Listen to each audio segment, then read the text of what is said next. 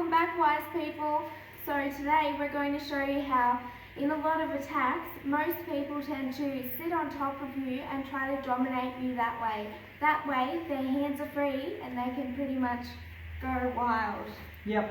So what I'm going to do is show you, there's just a couple of little different things that you can do, especially when they use their knees to pin you down. So come down and have a bit of a look. I'm going to hop down here and get Faith just to sit on my chest. Now there's two things that you need to do in this position. If Faith, can you see that her knees here are not on the floor?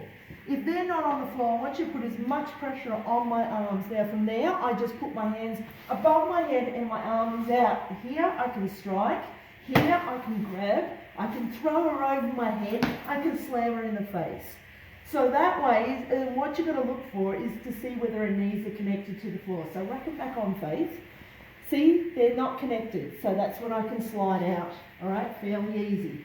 If she comes further forward and gets her knees over my arms, come further forward, and what happens is now she is sitting on my chest and there's no pressure on my stomach down here. So, and she's sitting fairly upright, so as long as she's upright and her knees are forward, I can bring my feet around her shoulders. And from here, I can pull her down, and as I'm coming up, I'm going to strike straight down into the groin.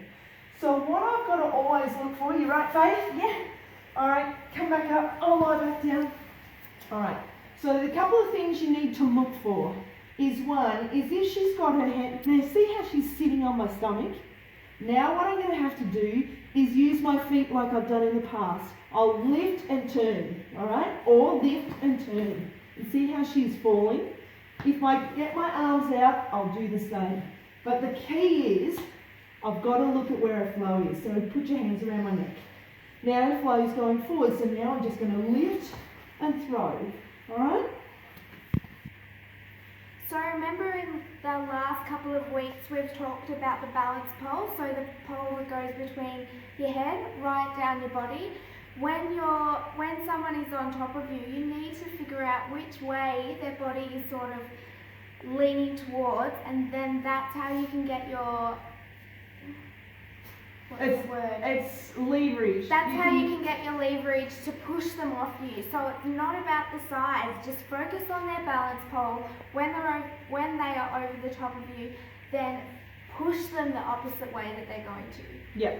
So the one thing that we always say is with that, especially that move that we just did then, is when their knees are low, check their flow and then just go with it. So everything, when Faith was on me, her knees were low, so I knew that I could use my legs up around her body.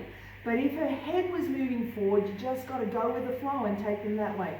Never get yourself stuck in just one way of doing something. Always just check, is this working? And if you feel that you're going to throw them some way and they get it, then what you do is you feel them starting to lean back and resist you, then chuck them the way that they're leaning. So it's always about going with the flow and working on that balance pole that Faith said.